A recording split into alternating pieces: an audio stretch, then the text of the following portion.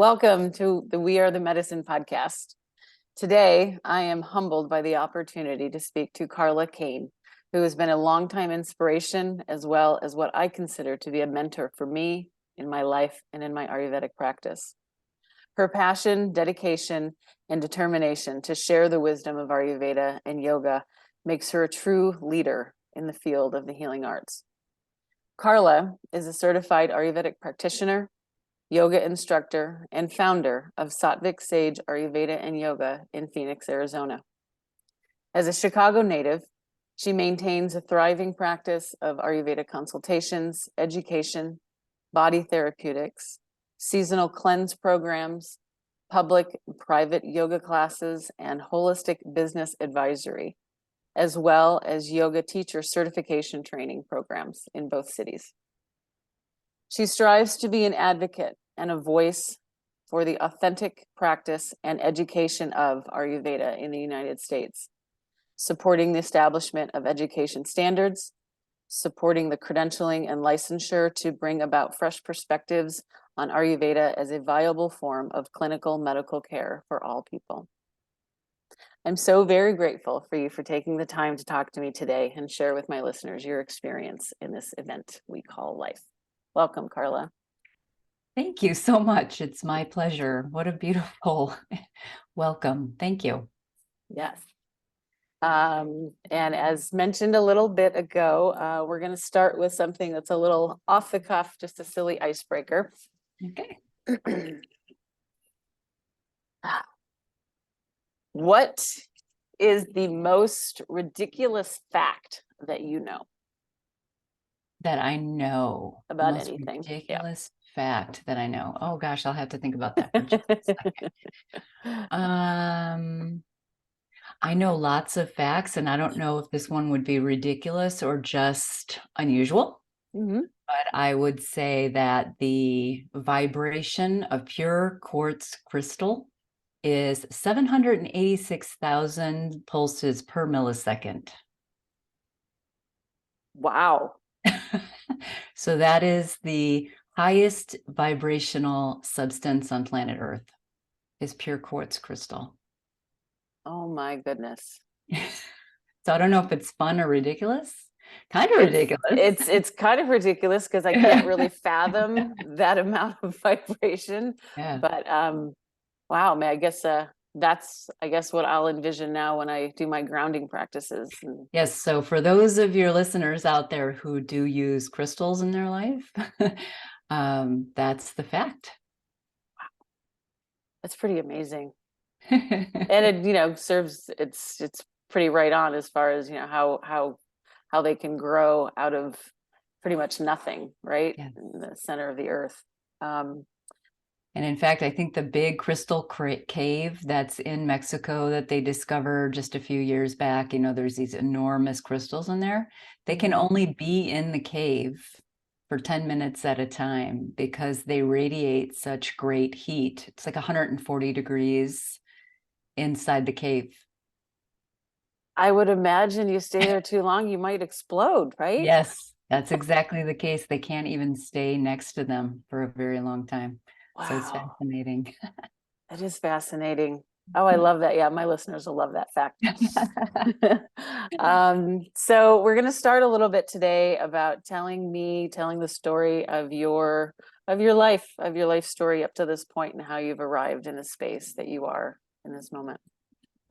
So life story obviously can be very involved and take a long time to go through. So I'll kind of do the cliff notes, I suppose. Perfect. I consider myself someone who has experienced maybe 3 or 4 lifetimes of stuff in this particular one. I was born to a very impoverished environment. My background is quite colorful, and I say that I actually don't share a lot of my personal background with many because they kind of take on pain when they hear about it. That doesn't exist for me because I've done all of my work. So I would just say, my background is one of coming up in a very low income neighborhood in the south side of Chicago. drugs, guns, violence. Many people I know have been murdered. Many people I know have committed suicide, including my mother. You know, there's just all kinds of traumatic events that go along in that environment. I would say my high school was probably the first high school in the country to get metal detectors, right? So growing up in the south side of Chicago, inner city, it is very much exactly everything you've heard on the news and seen, you know, in movies, portrayed in movies and things like that. Wow. But at the same time, I was also raised in an environment that was highly European and Hispanic, and really instilled a great sense of honorable values that I feel, you know, that's the benefit of that space.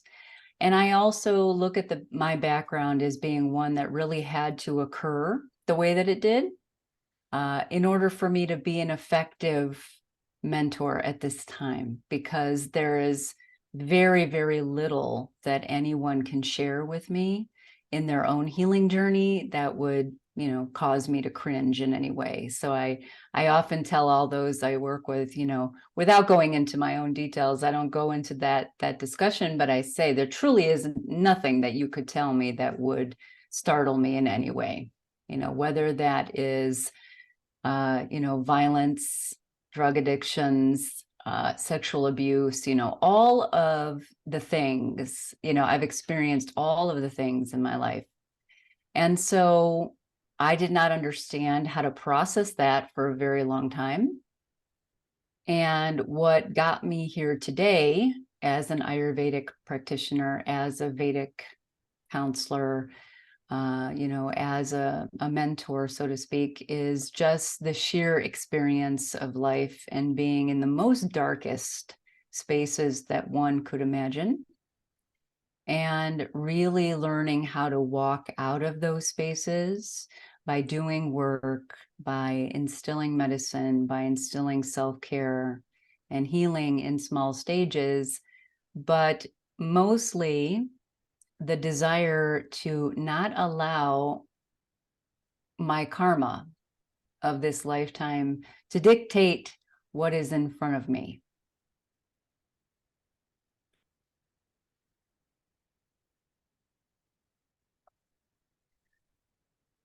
So I would say on this journey, in my early 30s is when I started to really take my health and healing very, very seriously. And so that was generally around the year 2005, 2004, and completely changed things. Discovered actually yoga in 1997 while living in Denver, but that was long before there was a yoga studio on every corner. And so I was introduced to it in the very traditional sense, within a metaphysical center, in fact. And so just kind of dipped my toe in there, not really knowing what was happening. And it kind of scared me a little bit because it made you sit down and look at yourself. And so I wasn't really ready, I think, for that yet. So I kind of stepped away from it, and I moved back home to Chicago in 2001, just days after 9/11, in fact, and dipped my toe back in, found a yoga instructor that I really adored, and decided back in 2003 that I wanted to be a yoga teacher someday. If I am to bounce around in the topics of this journey, I would say that, you know, I crawled out of that ghetto and really pushed myself extremely hard to end up getting the equivalent of a master's degree in finance, and ended up working for the Securities Exchange Commission as a financial industry advisor. So that was my career, actually. And so I was a financial advisor, high stress job, dealing with the emotional baggage of my life in a bad relationship, you know, very, very sick, in fact, getting very, very ill. And it wasn't until 2004, recovering from cancer, that I decided I needed a major shift in life. And so that's about 2005, 2006 is when I got very, very serious about my health journey. And within the course of 2 years, went through a massive amount of counseling, therapy, psychotherapy. I lost 100 pounds.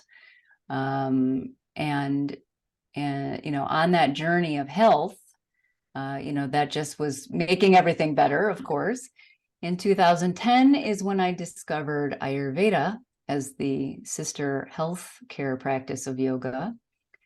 And I sat in on my very first workshop, and I knew in that 2-hour segment that this was the coordination of everything I had ever thought, everything I had ever felt, everything I had ever known but was unable to articulate since I was a child, when it comes to health and healing of not just the physical space, but mental, emotional, spiritual, and energetic, what it means to use natural medicine. Everything that I had been attracted to since I was a child actually had a name, and it came from the other side of the planet. And so, so this big, huge chunk of healing was taking place, and it was so profound for me that it helped me so drastically with my life that I knew that this was it. This is what I needed to do. So in 2015, more than 12 years after I decided I wanted to become a yoga instructor, I finally got certified. Also in 2012, I started Ayurveda school, and I've been a student of Ayurveda ever since. So, going on 11 to 12 years of study now. And here we are. The discovery of Sankhya philosophy and the Vedic teachings on psychology shifted my life so drastically. It's the very reason why my practice is called Sattvic Sage, because sattva is one of the states of consciousness taught within Sankhya philosophy in the Vedic teachings. So here we are. Here we are. What a beautiful coming to this realization for you. I mean, we all have to go through the struggle sometimes to find the light, but my goodness, I know for myself, even when I just first heard the word Ayurveda way back in early the 2000s, something really resonated with me. I wasn't sure why, but the more I've learned about it, the more I practice it, I find that when something just makes sense to me, I don't have to think too hard about it. That's kind of where I veer my path. It's not that the information is easily understood by any means, because there's a lot of layers and depths to it that I'm still, probably will always be uncovering. But just the feeling of the yoga practice, the feeling of working with my clients in an Ayurvedic way is just resonates, as I'm sure what you've just explained. I think that many people feel that way. It's been my experience that whenever I offer, workshop of introduction, the response is always, that makes complete sense to me. And I say it must, because it is right along with the laws of physics and the laws of nature. So once we all hear it and we really sit down and obviously have a good explanation, so to speak, even at surface level, you might just be trying to get maybe some Sanskrit words in there, just trying to take a bite of it. But holy cow, is that huge. Yeah. But to make your point, to come back to your point of how you say like the layers of information just keep coming, that is where it's important for anyone listening to know that, classical Ayurveda teaching and classical knowledge and this medical system, this psychological system is very in depth, and it's, it takes studying it for minimum of 10 years to even really fully grasp what it's doing and how to use it, in fact, how to really implement it with others.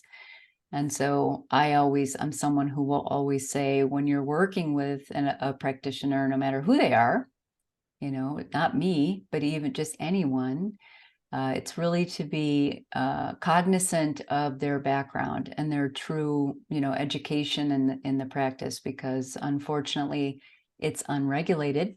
And so it's just kind of thrown around out there right now. So it's just to pay attention. But I agree with you fully. It's really it takes a lifetime to really embrace.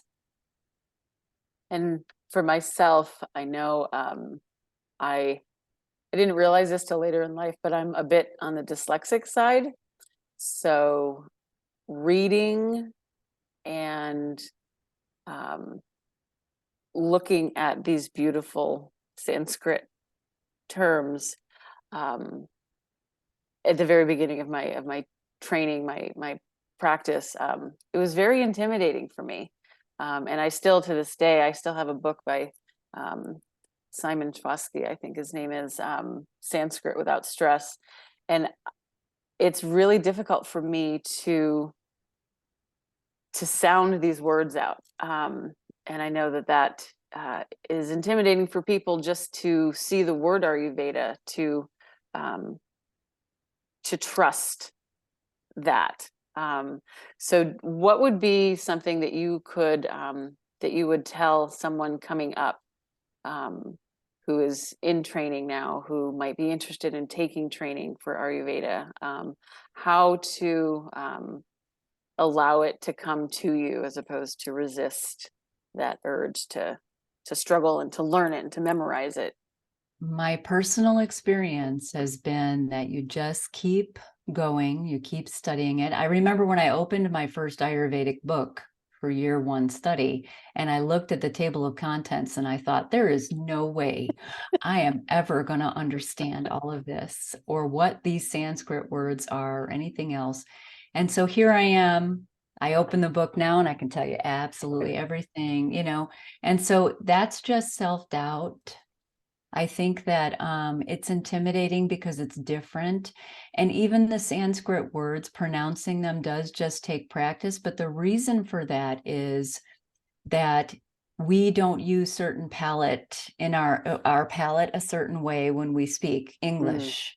There are just sounds that we're not accustomed to making with our tongue against a certain space in the throat and things like that. But at the same time, that being said, you're not going to speak Sanskrit to your clients, Right. the same way that no doctor speaks Latin to you, right? So it's to keep that in mind. It is important, though, for credibility, to keep the classical teaching understood. And if you're going to speak to other Ayurvedic physicians, that you are going to use that terminology, right? So you should know it. But in everyday consultation, you won't really need to be pronouncing those Sanskrit words with your clients, because they're not going to remember those words, right? True. And I guess that's the same with my massage therapy. You're not going to walk around talking about the quadratus laborum or the, Exactly. Yes. although those are beautiful words and I can pronounce Right. those, You're not, but you those do have to. Latin. Yeah. Yeah, I love that. So going back, just touching on a little bit of the credentialing and the licensure aspect of this, because I know for myself, I graduated massage school in 2008, and at that time, still, probably half of the states in the country, anyone could do massage without an actual license. Right. I was in the state of Washington. I had moved and started practicing in the state of Pennsylvania, and at the time, in 2010, Pennsylvania, you didn't have to have a license either. So I was actually on the board of the AMTA in Pennsylvania, and we got licensure enabled.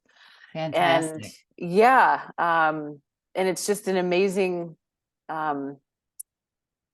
conversation when you have with people that, oh, I didn't know you had to be licensed. And, you know, so can you talk a little bit about where we're at in the Ayurvedic forum as to how close we might be to licensure, and what we can do as wellness counselors and practitioners to support that?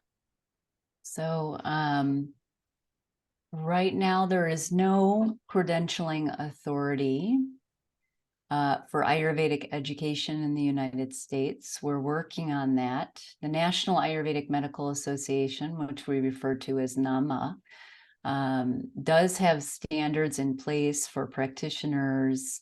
They have set a lot of guidelines. That being said, the United States government does not recognize Ayurveda as a clinical healthcare at this time. But it's no different than the beginnings of massage therapy, and at one time acupuncture and Chinese medicine and chiropractic and all these things that are now licensed and regulated practices that exist. You know, at one time, as you mentioned, they were not recognized. So that's where we are with Ayurveda currently, and we are working diligently to change that by first incorporating associations of Ayurveda practitioners at the state and the national level. So many states, I would say, you know, maybe 20 states in the United States right now are 501c3 organizations of Ayurveda professionals. I happen to be the president of the association in Arizona. And so there are numerous other ones, as I mentioned. And the national level organizations are NAMA, which I mentioned, and also what's called NCAM, which is National Consortium of Ayurveda Medicine, of which I'm also on the board of directors for this organization, which is two national level organizations coming together to really educate the public, first and foremost, on what actual Ayurveda care looks like, because unfortunately, as I mentioned, it's unlicensed. So there's a lot of adulteration going on out there. There's a lot of yoga teachers teaching Ayurveda without a proper education behind them. There's a lot of that happening. So we are in the process, all of these organizations are working towards getting the U.S. Department of Education, first and foremost, to recognize a standardization of education. So there are numerous Ayurveda colleges, even in the United States. Some of them, you know, everybody has a different curriculum. So that's where we are now. And so we are attempting to get all of the colleges to have the same curriculum, because it's kind of like a massage therapist. You go to massage school and then you have to pass an exam, right? And then you have to pass an exam with the state. But the state only knows what to exam on because the standards have been, you know, developed. So that's where we are right now. We're working on the standardization of education, and then the next step would be petitioning the U.S. Department of Education for an accreditation authority, and the accreditation authority would be called NCCBAM. In fact, it is a group of physicians from India who are setting the standards for proper education, right? So this practice, we don't want it to be watered down for the American ear. You know, that's also the risk. And that's the challenge that we're facing right now, is that it is authentic education and that it's not watered down for the American ear. We didn't do that with Chinese medicine. We don't do that with anatomy for massage therapy. You know, you must really know what you're doing to do acupuncture. So we don't want the loss of the info, right? So that's the first step. Then we go to then we kind of go to our state and say, we exist as organizations, as you know, practitioners, and we want to be recognized. So at the same time, we have to remember the medical care system in the United States is not very forgiving in or welcoming of holistic medicine. It's taken a long time for chiropractors and naturopaths and all of that to be recognized. So it isn't an easy task, but I think that it's really gaining momentum now. Well, if someone out there was considering going the Ayurvedic route, whether that be for interest or a condition that unfortunately Western medicine has not been able to help long term with, what would someone need to ask the person that they're going to, or what would they need to be aware of to work with someone who is legitimately been enrolled in a course with those specific guidelines? Understood. So that's a great question. The practitioner that you seek or choose should either have the title of BAMS, which means Bachelor of Ayurveda Surgery, Medicine Surgery, which is a physician that comes from India. So they have a full medical education, but they must have the title BAMS. Or it should be someone who has attended a school, a college that is approved by the National Ayurvedic Medical Association. What happens is there are numerous programs out there, and in fact, many people send me links to them. Look at this and look at this, because they know I'm kind of an advocate. And so anyone who knows me in social media knows that I'm like, this is not right. Yeah. So for example, there is, and I'm just going to call it out, there's a program called My Vinyasa Practice that's out there online, and they offer a 200-hour yoga teacher training with Ayurveda included. So you're getting, 30 hours of Ayurvedic study, and then they're giving out the title of Ayurveda specialist, right? Which is really hard to swallow, because there's nothing we can do about that. So you can have someone who takes a yoga teacher training and then goes out there and actually they believe, because they don't know any better, that they cannot practice ethically as an Ayurvedic practitioner.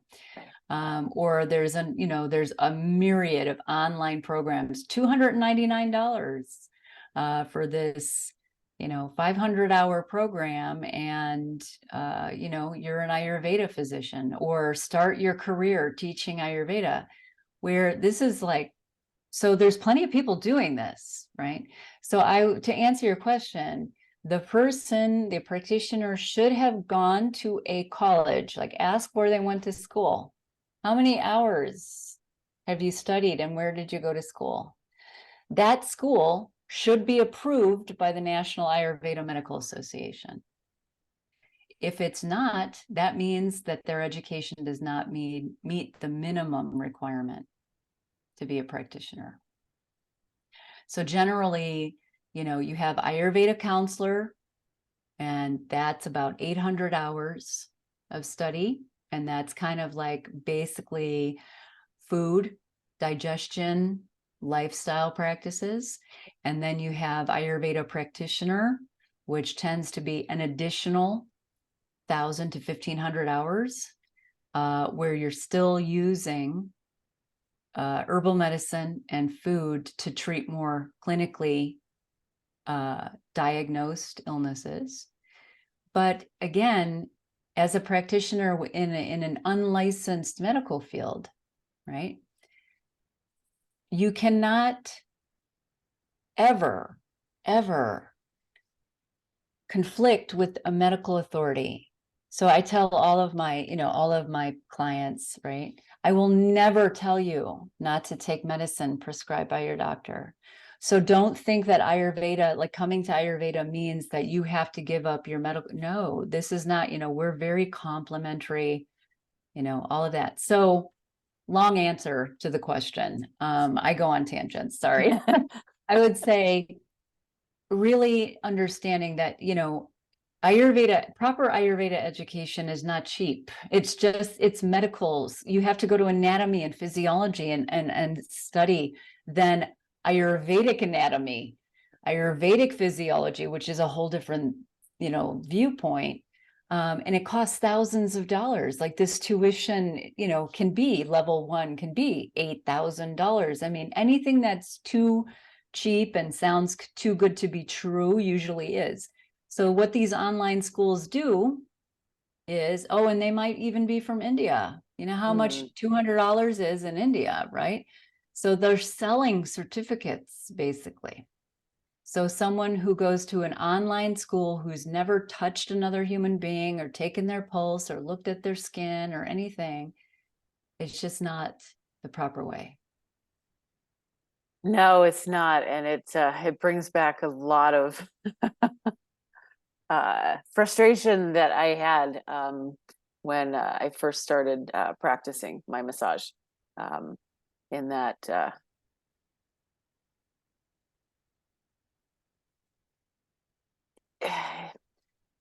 it not only legitimizes the profession, but it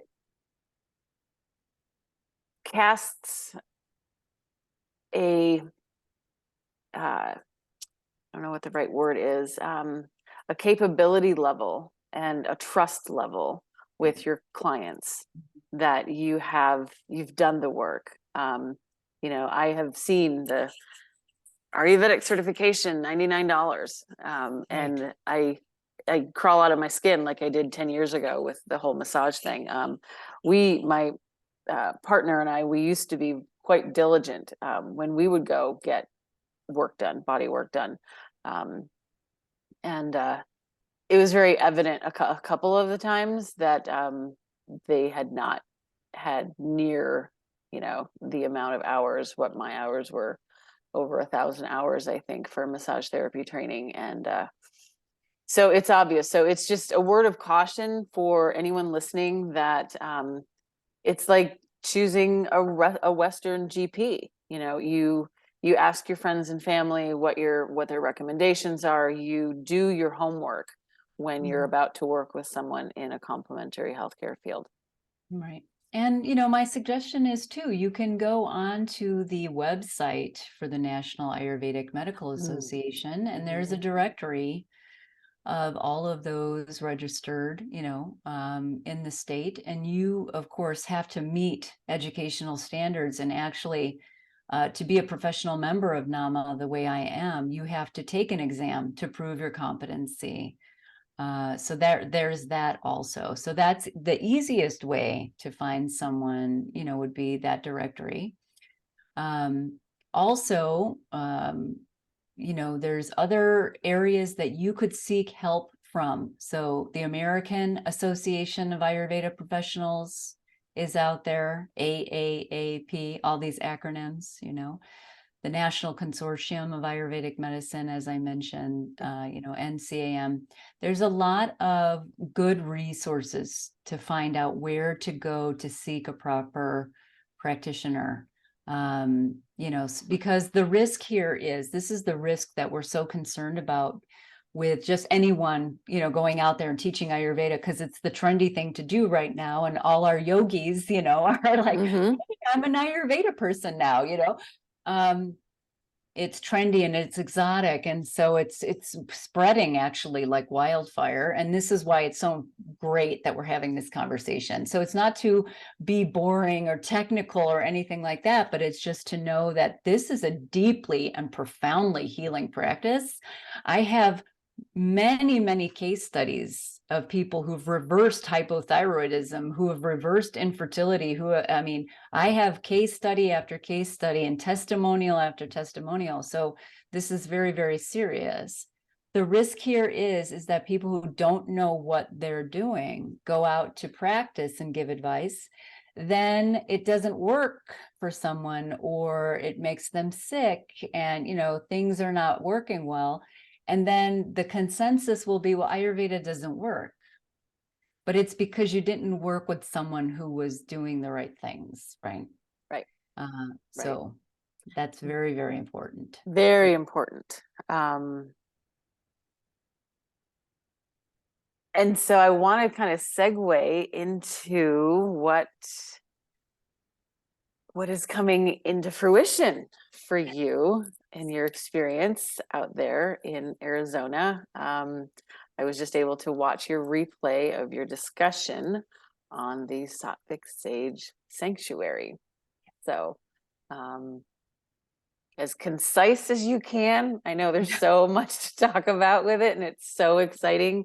This is obviously a dream coming to fruition for you, but for so many people. I was just overwhelmed with the generosity that is coming from the depths of this whole new experience that we're going to be able to go to in the United States. So if you want to talk a little bit about that. Concisely as possible, I would say that my dream of having some type of healing center goes back to 1996. I was drafting the plans for what type of little healing center I could have at that time. And so this is a very, very deep-seated desire from probably my lifetime. And so what I'm working on now is called Sattvic Sage Sanctuary. In February of last year, I purchased 10 acres of land in Tonopah, Arizona, which is just to the west of downtown Phoenix. And I want to build this center where, you can come in. I've been to India and in my own Panchakarma therapies. And there's a big difference to be able to go somewhere to stay for a period of time, to really receive healing from all directions through spiritual practices in the morning, from burning fires to chanting, to eating food grown right on the land where you're staying, to the physician or the practitioner living on the same land, to the adaptation of environmental consciousness, all of these things. And so this is what my goal is, to offer this space where a yoga retreat can happen, an Ayurveda retreat can happen, where our seasonal cleanse can take place. For a couple of weeks, every April and October, we do the cleanse. And so I've been asked for many years by a lot of my clients, like, when can we just come and stay at your house? Because my practice right now is out of my home, right? So it's out of my home in Arizona, and it's out of my Sutter World Wellness Center in Illinois. But more than half of my house is for my practice. I live in a little space like this, and then I made everything else like outside, the pool, the yoga studio, the consultation room.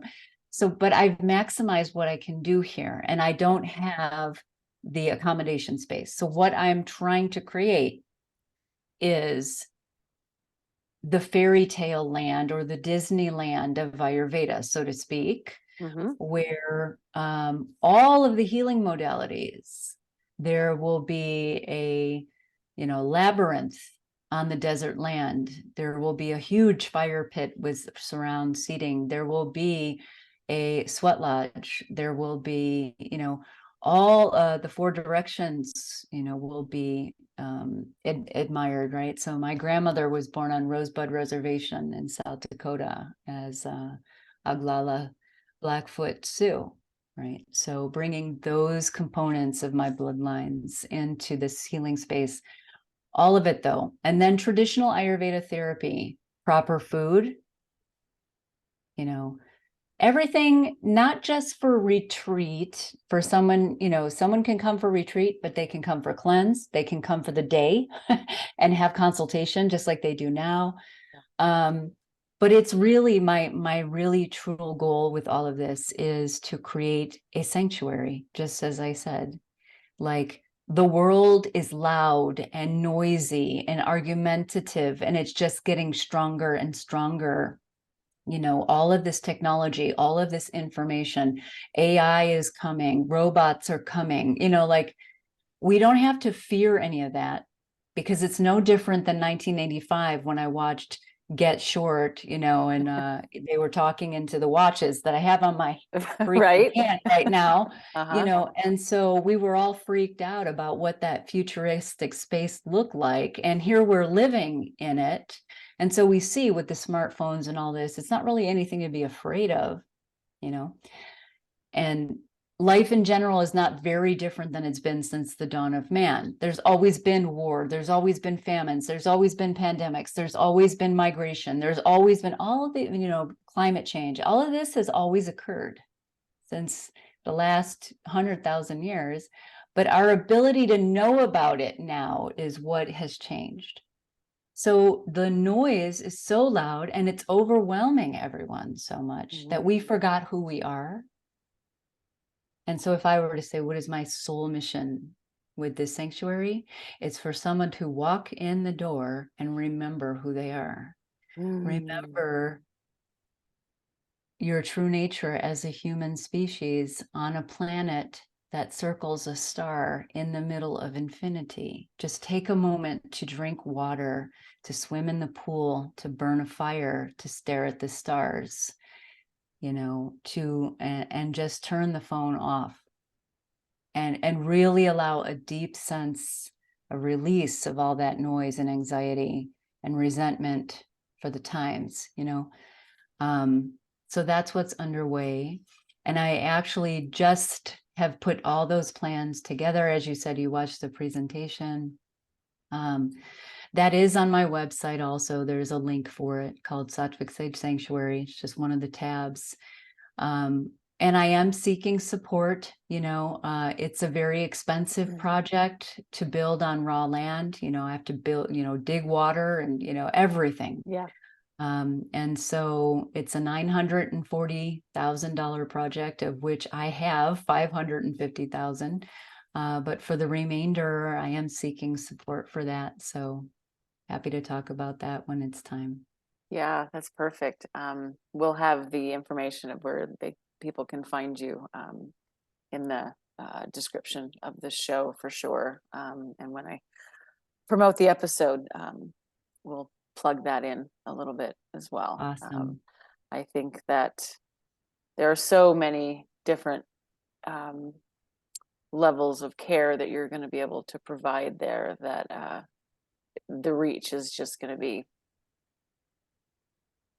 way larger, and the impact is going to be way more intense, I think, than what you can even imagine at this moment. So I'm just so excited to know you, that you're moving forward with this beautiful dream of yours. Right. You know, I mean, really, when I speak about it, is the whole aim of why I'm doing any of this. You know, I think that deep, deep down inside, we all know what darkness looks like, the dark day of the soul, right? For whatever reason, whether it's our own doing or it's something that's inflicted on us in this lifetime, I think that we can feel that. And my whole journey in this space has never been, you know, I was a financial advisor with a 6-figure income and consciously walked away from that. My husband thought I was insane to just walk away from a 25-year career to say, you know, I'm not driven by dollars. You know, I'm driven by how powerful this is in helping people to step out of that dark night of the soul. That is the best way that I could try to describe, like, why am I doing this? Why? Because I know what it feels like to want to end your life, you know, and there's no one to help you or to hold your hand or to really explain to you how you can walk out of that space. And this practice, this knowledge, these teachings is what did that for me. And I want to just tell anyone who will listen to me about it. Well, I'll listen to you all day long, but I also think that there's a lot of listeners who will be introduced to you for the first time that will, a lot of this will resonate. It's more than, you know, it's not even really about, I don't want to say the word competition because it's not really the word that I want, but it's not about competing with Western medicine or traditional Chinese medicine or any of the modalities that are currently in place. It's a complement to, but it also goes deeper than what surface level current medicine is able to offer people. I think that people are really pigeonholed a lot because of an insurance setup and the timing that doctors have to actually be with their patients. Right. I think, even just in my practice, I have always asked people about their life and about, even if they're just coming for a relaxation massage. And it's interesting how people are so conditioned to not be asked how their life is, how they're feeling about their life, what stresses could be happening in their life that they're coming to me to get relief from, that they're not asked in a regular conversation with a PA or a doctor, just because they don't have any time to do it. Right. And I think it's very new for the world, for people who aren't practicing these things, to go into that situation. And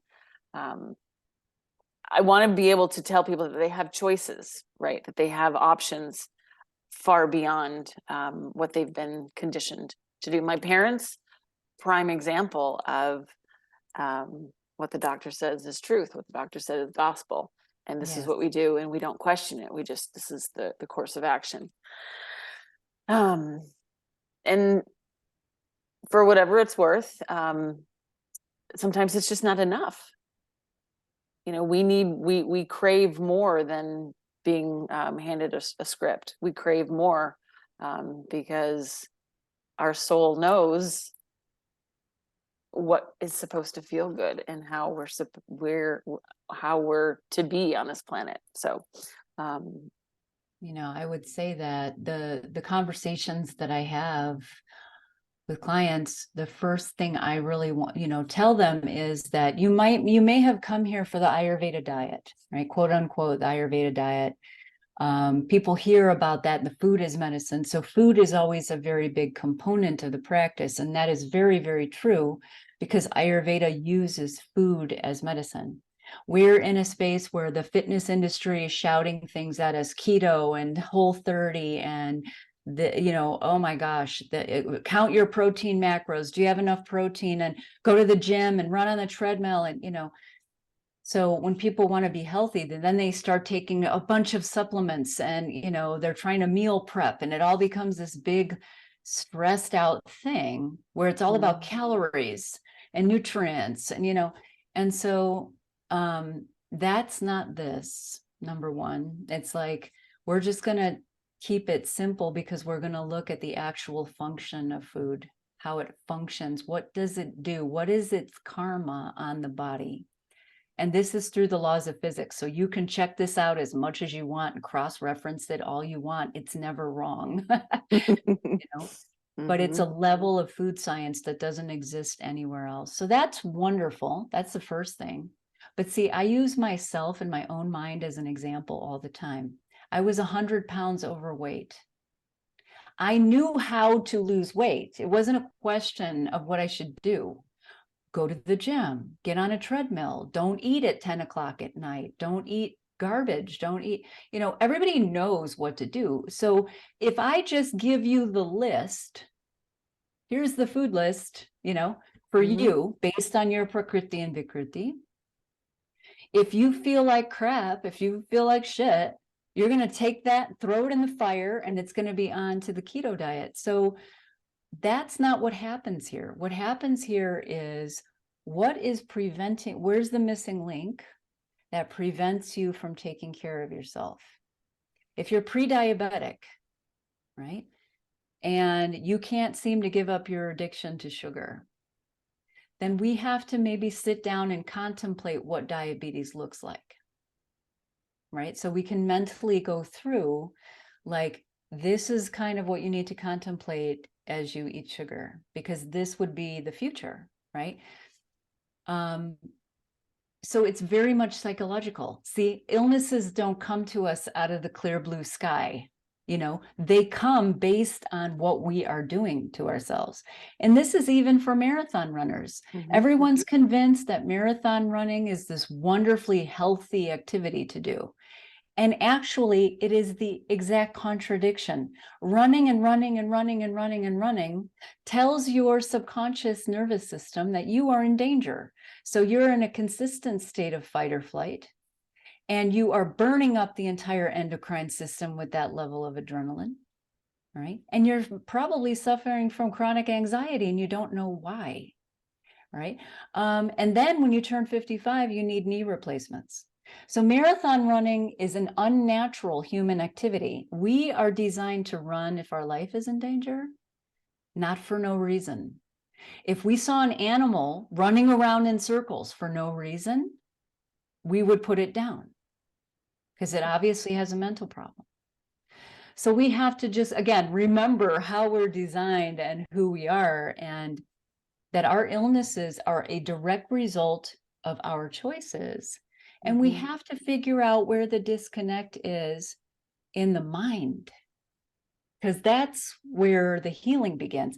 If you don't feel right in the mind and you're completely stressed out from your job and your life and your relationship and your kids and your family members or whatever is going on, and the only way you're waking up in the morning is drinking about half a pot of coffee and drinking a bottle of wine to go to sleep, we have to talk about how to fix things in the middle of all of that. And it's not going to be a diet recommendation, right? So the beauty of this medical practice is that it is the physical body and the health of the physical body, but the health of the physical body can only unfold with the health of the mind. So the first conversation we're having is psychological, which is not going to happen at the doctor's office, ever, never. No, it's not. And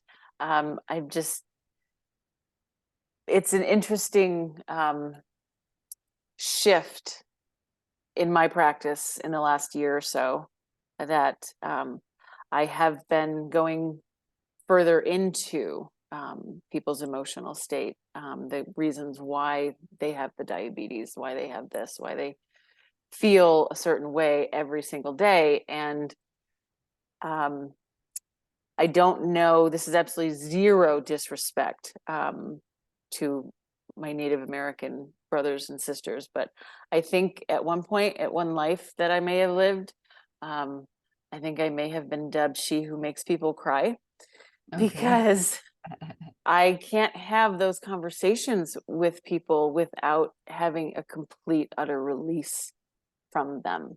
And it's a simple question, right? Of, what is it that you think may be contributing to this? And it just flows and flows and flows. And in my heart, I really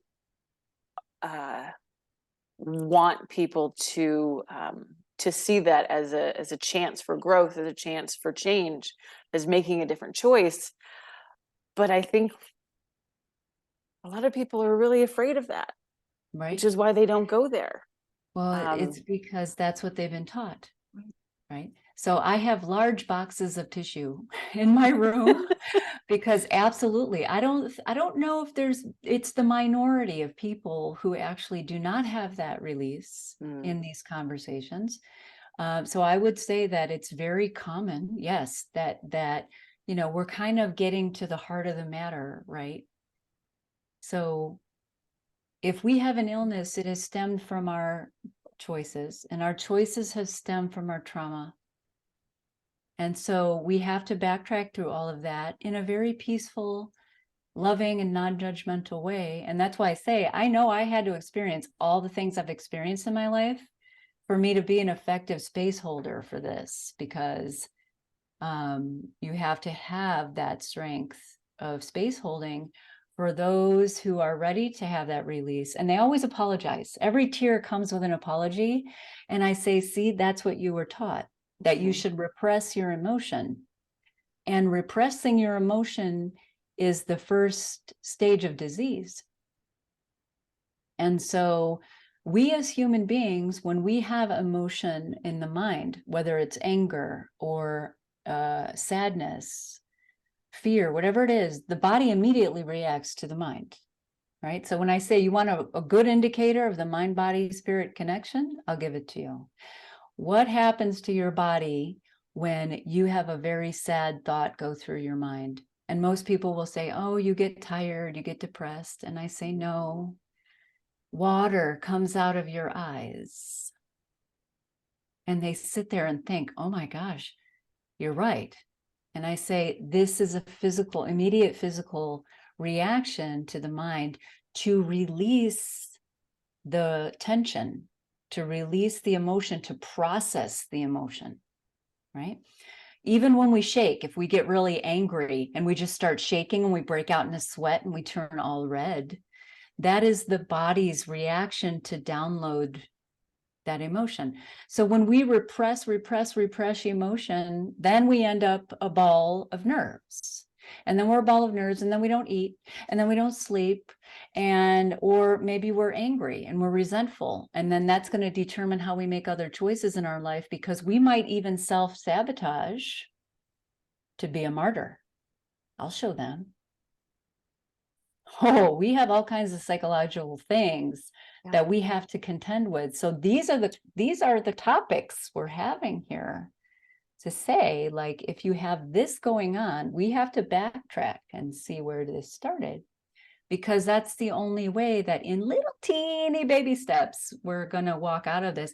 And when people see that they can just make this one little thing change over here, that it snowballs into this beautiful healing effect, they're like, I can't believe this was so easy. I am astonished. Yeah, once you've given the body the environment it needs to heal and to process, like that's what the body does, right? That's, you know, our bodies are made to heal. They're self-healing. They want to be whole. They want to be healthy. So the further we get away from that state of being, the louder the noise and the voice in our head is, the pain, the louder the pain is. And this is why I'm so convicted in saying that this form of medicine is more profound than anything I have witnessed on earth. And I wholeheartedly can stand next to you and say that as well. I would like to, in preparing for our closing, if you could talk a little bit about how you, in your life, in your everyday practice, how do you cultivate joy and ease and love in your life daily? I cultivate joy through gratitude, right? I cultivate joy by taking time to meditate on the big picture. Realistically, it's easy for any of us to find a reason to be upset or something wrong with something, right? But it takes a little bit more work to cultivate sincere joy. And so I find personally that when I step back and remember that there are 8 billion people on this planet right now, in this moment, experiencing life in a different way, I could not be more blessed or more comfortable. I am so joyful with the fact that I have a washing machine and a dryer.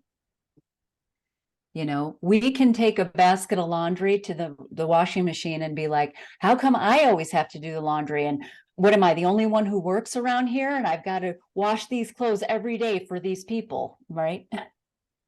And so we can do that. Or shifting perspective, we can say, I am doing this because I choose to take care of those I love and myself. And how fortunate am I that all I have to do is press this button. I don't have to go down to a river. I don't have to carry a basket on my back in the hot sun. I don't have to do this or that or hang dry all of these things. I have a washing machine. I press this button, it washes the clothes. I press this button, it dries the clothes. How fortunate am I to have these modern conveniences? It's never been a better time to be alive. You know, the world out there right now will have you convinced it's the end of times. Oh, the corrupt government people. Oh, the politics. Oh, the war. Oh, this and that. Again, nothing's changed since the dawn of man, right? We have never had it more comfortable than we do right now. We've never had access to more clean water coming out of the kitchen sink. Again, I switch a knob and I have clean hot water coming out of my sink, you know? We've never had access to more food. We've never had women who survive childbirth the way they do now. We've never had the longest life expectancies than we have right now. This is why we've gone from 1.5 billion people at the end of World War II. All of humanity and evolution of the planet, it took to get to 1.5 billion. And from 1947, 80 years later, we have quadrupled to 8 billion people. Why is that? Because we've never had it better. So when we really step back and meditate on these things, rather than being hyper-focused on all of these isolated incidents that we see in the media and all the reasons why we should be filled with anxiety and fear and, you know, all that, it's to remember that that's the human condition, number one. There's no escaping that. The utopian life that you dream about cannot exist, right? So once you can come to a state of acceptance of the human condition and just how fortunate you really are on this planet, how could you feel anything but joy? Of all the places, if anyone's who's listening to this in their car driving to work or sitting on the back porch or doing whatever, you're blessed right now with where you are. If this is reaching your voice, you're already blessed, or your ears, you're already blessed, right? Yeah. So that's the way that I cultivate my joy, in knowing that Sankhya philosophy has taught me that even that which we view as detrimental or painful in this experience of life is actually necessary, right? Human beings have only evolved from discomfort. If we were comfortable all the time, we could not evolve. Hence, we could not exist, right? So everything going on, you know, is, you know, it's not to say complacency about what's going on, because I'm a big proponent of supporting good causes. Like, don't get me wrong there, right? Yeah. So no, I'm not just saying like, accept the bad things, you know, no, that's not it. It's that we do actions to cultivate good deeds and kindness and all of that. And we put that into the world, right? But most of the time people will sit back and see it and complain about it and hate it and resent it, but not really provide solutions. So I feel joy in the fact that I know when I lay my head down at night that I have truly done my very best to contribute to the joy of myself and to the joy of others. It's not to say I don't have a moment. I mean, I'm a human being as well, right? But I get to now walk the path with a wise way of reaction versus the unwise way of reaction in the past. So I have no reason but to feel joyful, even on my worst day, even on the worst day in my upbringing or my childhood or whatever. I still had it better than 50% of the human beings on planet Earth. And I have to remember that. Thank you for that. What you've just said, not in the exact words, but just a few days ago, I rewrote my bio, my story, right? And I had listened to it. I recorded it for the podcast and listened to it again for, well, the last time because I deleted it. But it was like my story, all of my experiences. I wanted to play the vulnerability card. I wanted to connect with people on a certain level. But as I reread it back, like it was so much leaning in the negative, so much of what I was complaining about in my life. And as I was writing it, I remember thinking, yeah, people need to know this about me. People should, I can connect better if I can be more relatable in that way. But as I reread it and heard it, I was like, this isn't how I want my story to be told. This isn't the story that I came here to live. And so I took every single one of those specific situations and I rewrote it with the gift that it had given me, with the gratitude of what I was able to achieve because of it. And it's amazing, just, I don't know, 15, 20 line items that I rewrote and rephrased and turned it on its end.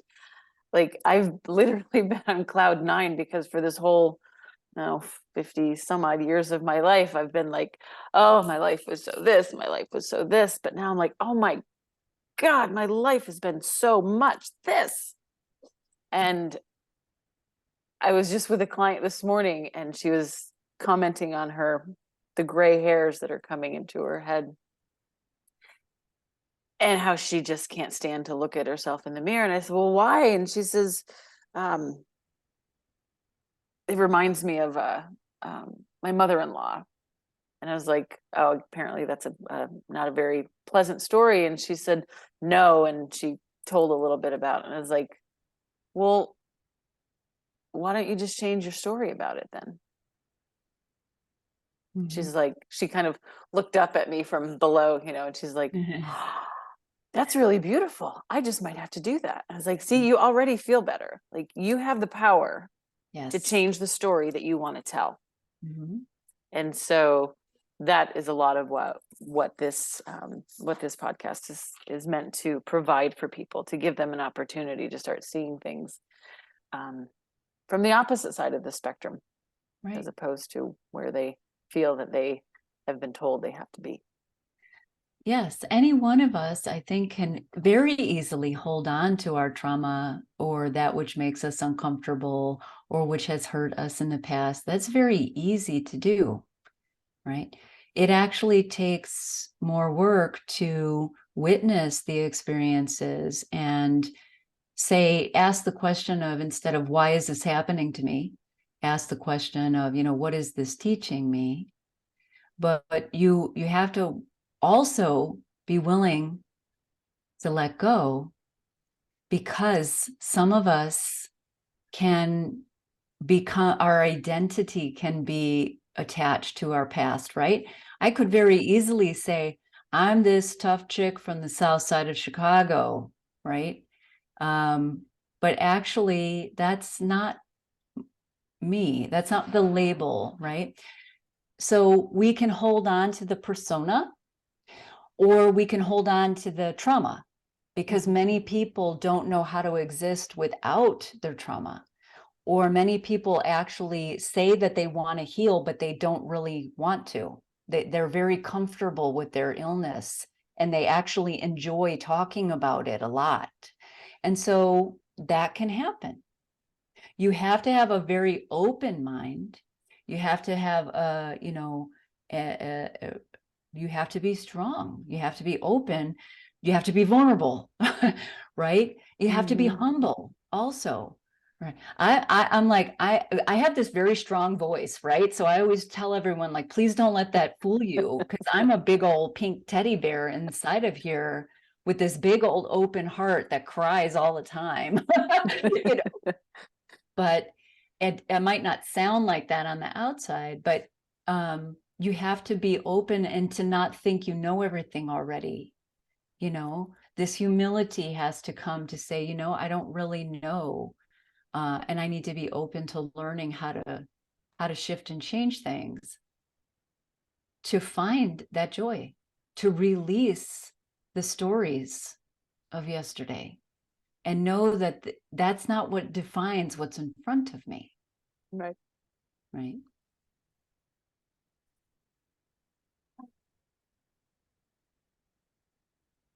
Is there anything else you would like the listeners to know about you or your practice before we move on to the final silly question of the day? Oh, I guess to know about me is that I have consultation available in person or online. I have clients all over the country.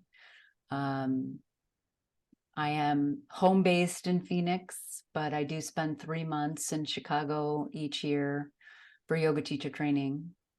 That there's a lot of information on my website as well. I think that my website link would probably really explain all there is to know about me and what I offer. Okay.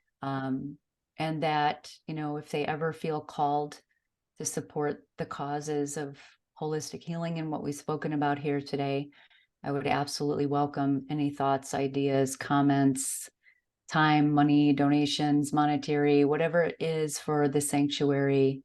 And that would be accepted with the deepest gratitude. Excellent. So beautiful. Thank you. Thank you. Thank you. Okay, so being that you're from Chicago, I want to know, is the hot dog a sandwich? Yes or no? And why or why not? Oh, I don't think we've ever called it a sandwich. Nope. No. We would call that a red hot. And don't ever put ketchup on it. Never. Against the rules.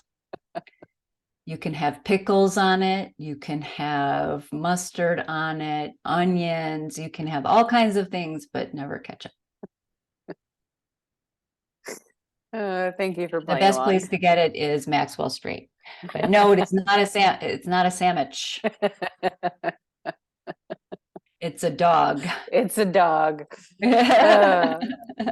Oh, well. Well, thank you for answering that for me. It really wasn't something that's been on my mind lately, but it was just kind of a question I came across, and I figured you being from there, it would be an appropriate question. So Excellent. and with that, I'm going to just say thank you so very much for spending some time with me today and the listeners.